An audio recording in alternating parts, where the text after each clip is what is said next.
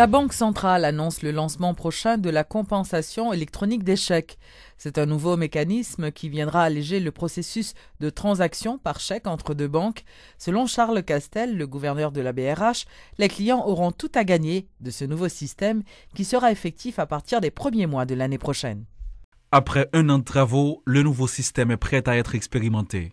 La compensation des chèques se fera électroniquement à partir de janvier prochain et le mécanisme sera complètement opérationnel en mars 2013. Adieu donc à l'ancien système, se réjouit Charles Castel, gouverneur de la Banque centrale. Parce qu'autrefois, parce qu'on était obligé de porter chèque là physiquement, ça qui est passé, c'est que, imaginons un chèque qui saute Miragouane, ou bien la sorti Saint-Marc, ou bien la sorti Ouanamet. Chèque ça il faut porter physiquement. Donc ce qui fait que 10 jours, tu justifié. Quand il y a quelque chose à côté, c'est même genre avec Internet, là, même genre avec image, là, c'est télécommunication qui a parlé. Chacun standardise un gens pour capable faire image. Dans succursale qui recevoir là, ou faire image chèque là, ou tout voyer là. Et si vous vous demandez qu'est-ce que compensation électronique des chèques veut bien dire, Charles Castel vous l'explique. Compensation, dès lors qu'on parle de compensation, ça veut dire que vous avez deux banques impliquées. Ça veut dire que les gens qui baillent chèque là, ils ne sont pas dans la même banque avec les gens qui reçoivent chèque là. Avec compensation électronique là, il y a ces images chèque là que vous prenez et ces images chèque là qui prennent dans la compensation. Je dis à la compensation, c'est 5 jours liés pour Port-au-Prince, c'est 10 jours liés pour ville de province. Avec le nouveau système, ça, compensation à 2 jours. Et pour Port-au-Prince, et pour province. S'il est vrai que ce nouveau système est jugé plus sécuritaire que l'ancien par les membres de la BRH, il n'est pas sans faille. Comme tout autre système électronique, les risques de fraude existent, mais Charles Castel donne la garantie qu'il va tout faire pour lutter efficacement contre ce fléau. D'ailleurs, machine qui a pris image là, sont machines qui bien précises. Chèque là sont chèques qui est standardisé. Moun k'ap voye chèque là, li gon code. Banque k'ap voye là, c'est une banque k'ap accepter là pour le valider là, faut d'accord que son chèque client l'envoyer. Faut que banque l'envoyer. Faut que l'autre banque la recevoir et banque la pas qu'à voyer sans code, son série de passwords, etc., de mesures de sécurité. La mise en place de ce nouveau mécanisme nécessitera une campagne de sensibilisation pour la clientèle. Car, apprend-on, de nouveaux chèques standardisés seront livrés aux clients avec de nouvelles exigences.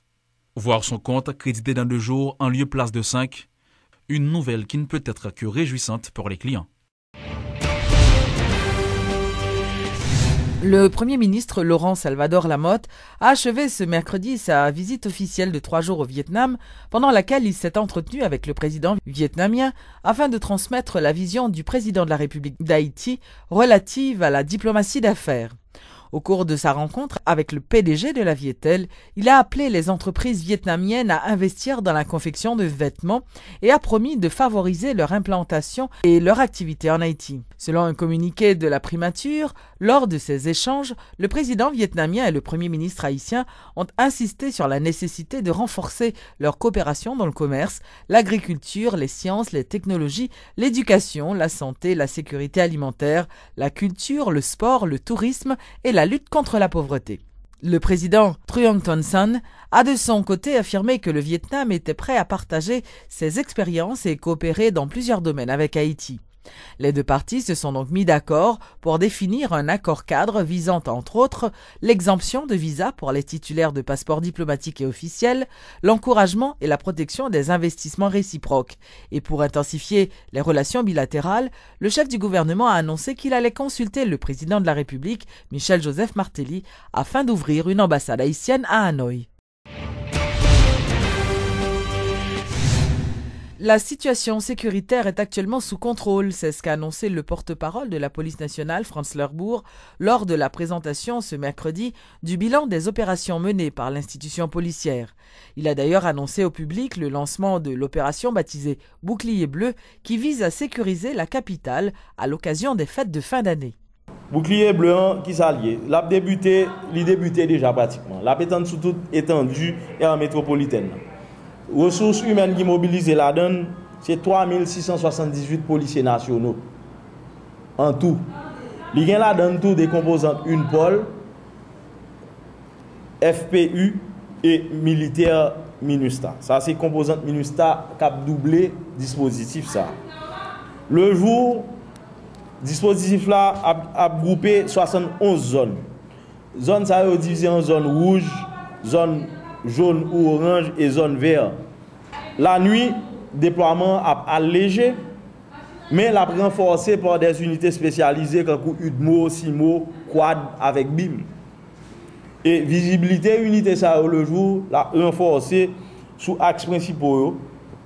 Côté que en plus de complément de 71 zones de l'aire métropolitaine que nous séparons, que nous divisons en groupe côté que unité est visible, visibilité a renforcé sous environ 88 points sous aire métropolitaine.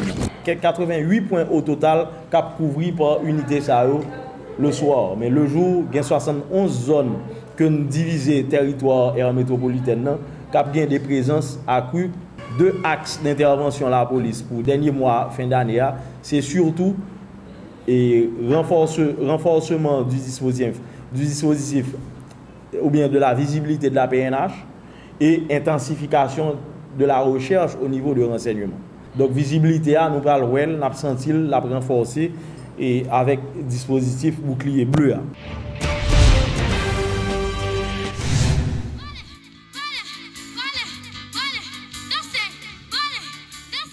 La première dame de la République, Sophia Martelly, a distribué ce mercredi des jouets à environ 5000 enfants, dont des handicapés.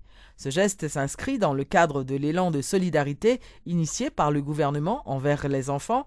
Il faut souligner que les personnes âgées, les personnes du troisième âge, ne seront pas non plus négligées pour les fêtes de fin d'année. Il y a plusieurs activités qui planifiées et il faut me dire nous que nous avons une représentation dans 10 délégations, départementales. Ça veut dire que chaque département pourra le toucher d'une façon ou d'une autre et avec 2-3 des cadeaux. Et nous pas oublier aucun département du tout. Nous pas c'est tout pays net nous a dit que nous couvrons. Peut-être que le pape fait, je nous t'a aimé le fait là parce que malheureusement pas une possibilité pour nous t'a couvrir et tout le monde mais essentiellement nous faire toute ça la possibilité pour nous décar moyen tout le maximum de petit monde que possible. Alors on a fini à l'occasion de la Noël et les fêtes de fin d'année, dis-nous qui souhaite ou petit monde haïtien.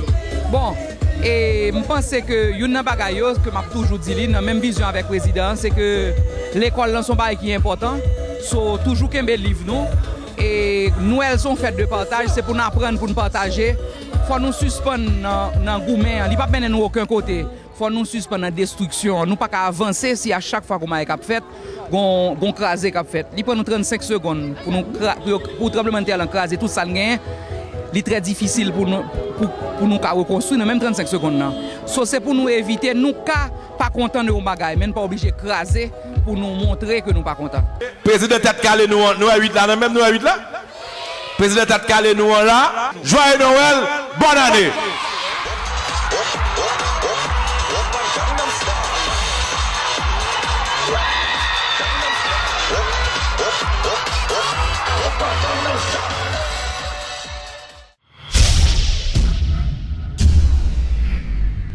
Le commissaire du gouvernement près le tribunal de première instance de Port-au-Prince, maître Lucman de Lille, a réitéré sa ferme détermination à lancer des poursuites légales contre les auteurs d'actes de violence sur la voie publique. Le parquet de Port-au-Prince a donc engagé des poursuites judiciaires contre les 21 personnes appréhendées pour troubles à l'ordre public durant la manifestation des organisations Lavalas du 16 décembre dernier. Les dossiers de ces personnes ont été transférés à un juge instructeur, précise maître de Lille, qui a eu une altercation avec le sénateur Moïse Jean-Charles, l'un des organisateurs du mouvement.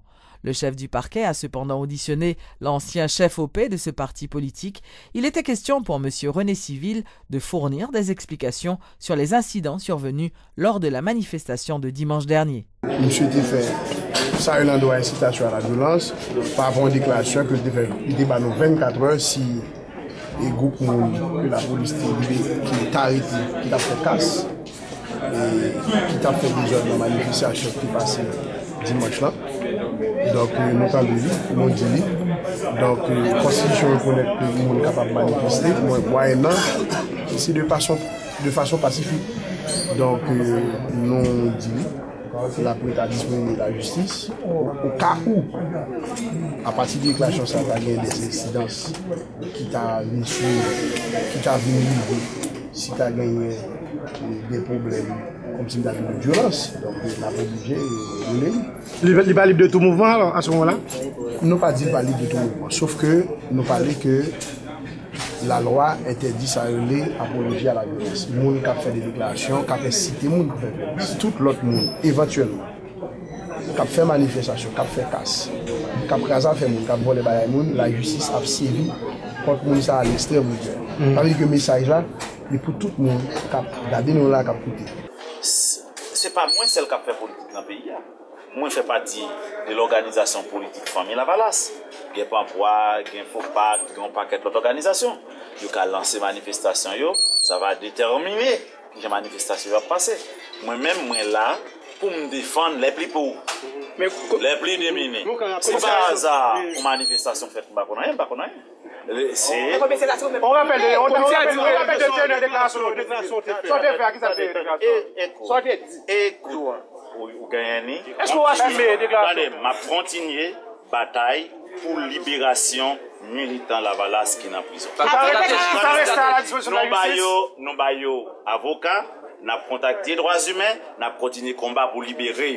Nous ne pas à la disposition de la justice parce que c'était son simple explication qui était demandée. Ma explication, c'est fini. Les responsables de la compagnie de téléphonie mobile Digicel ont procédé mercredi à la pose de la première pierre en vue de la construction de l'hôtel Marriott. La cérémonie s'est déroulée en présence du PDG de la compagnie, Dennis O'Brien, selon lequel la construction de ce 4 étoiles s'élèvera à 40 millions de dollars américains. De son côté, la ministre du Tourisme, Stéphanie Balmire-Vildroin, également présente à cette cérémonie, a salué cette initiative de la Digicel. L'arrivée de cet hôtel de 175 chambres va relancer le secteur touristique haïtien. Cette cérémonie aujourd'hui va être le résultat probant qu'Haïti est bien ouvert aux affaires, qu'en Haïti on peut faire des affaires et on peut canaliser les investissements. Donc d'ici fin 2014, le quartier de Turgeau très connu, qui n'a pas encore d'hôtels internationaux, connaîtra l'ouverture du Marriott, un hôtel de 4 étoiles de 174 chambres, avec toutes les facilités qu'un hôtel international peut offrir à une clientèle bien avisée. Au niveau international, pour nous, c'est un grand moment, puisqu'on pourra définitivement canaliser une autre partie de touristes qui est dans le réseau du groupe Marriott. Que ce projet-là encore demeure une priorité pour le gouvernement et que le ministère du Tourisme va donner tout son support pour sa réalisation. Ce nouveau projet hôtelier symbolise, comme l'a bien dit M. O'Brien, l'avenir d'Haïti, l'investissement et le travail à Port-au-Prince, car il créera beaucoup de travaux directs et indirects. Le Fonds d'assistance économique et sociale a organisé ce mercredi une journée porte ouverte. C'était l'occasion pour le directeur de cette institution de présenter le bilan des réalisations 6 mois après son arrivée à la tête du FAES. M. Klaus Eberwein s'est dit très satisfait des projets réalisés par le FAES depuis qu'il a pris les commandes de cet organisme. À cette journée porte ouverte, il était question pour le Fonds d'assistance économique et sociale d'informer le public de ses différentes activités. Depuis 22 ans, le FAES accompagne les couches les plus défavorisées en finançant leurs projets prioritaires. Aujourd'hui, l'institution gère plus de 300 projets et intervient sur 3 grands axes, explique le directeur général Klaus Eberwein. On a parlé de l'éducation, logements sociaux, économie, microcrédit, pêche. Mais nous faisons pile l'autre bagaille. Donc nous étions à faire journée porte ouverte ça, avec des kiosques, un kiosque pour chaque programme, avec des brochures, des vidéos et des photos de tout programme, de tout projet, ça va parler là, 313 projets. Le FAES dispose de 333 millions de dollars pour la réalisation de ces différents projets. Des fonds qui proviennent entre autres de la Banque interaméricaine de développement, de la Banque mondiale et du Trésor public, poursuit le directeur général du Fonds d'assistance économique et sociale, Klaus Eberwein. La BID, par exemple, dans le secteur de l'éducation, pour construire l'école et pour renforcer la qualité de l'éducation, nous avons à peu près 80 millions. La Banque mondiale, nous avons 15 millions pour l'ERA. Nous faisons cap signer actuellement avec la Banque mondiale pour l'autre 25 millions pour le développement d'un réseau d'agents sociaux dans tout le pays. Donc, l'on accumule tout portefeuille de chaque acteur dans chaque programme, il y a à peu près 333 millions actuellement.